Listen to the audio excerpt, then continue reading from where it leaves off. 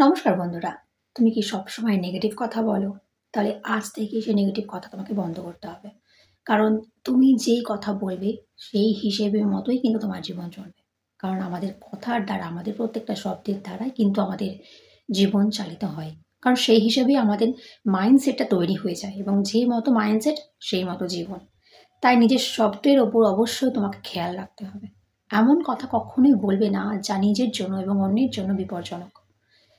আমরা মানুষরা সবসময় খুব একটা ভুল করি যে আমরা না বুঝি না। আমরা কথা বলার সময় খেয়াল করি না।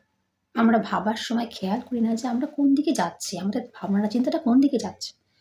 দুম করে একটা কথা বলে দিলাম। মাথা গরম হলো, রাগ হলো, দুম করে কথা বলে দিলাম। এই ভুলটা আমরা সকলে করে থাকি। বেশিরভাগ মানুষ এই ভুলটা করে থাকি।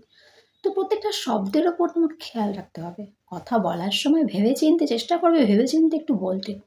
নেগেটিভ কথা যত বেশি বলবে, তত বেশি কিন্তু তোমার জীবনটা নেগেটিভ দিকেই চালিত হবে।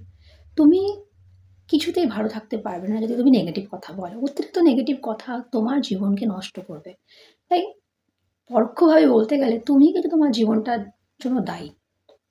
তুমি যেই মতো কথা বলবে, সেই মতোই কিন্তু তুমি কর্ম করবে এবং সেই মতোই তোমার জীবন চালিত হবে।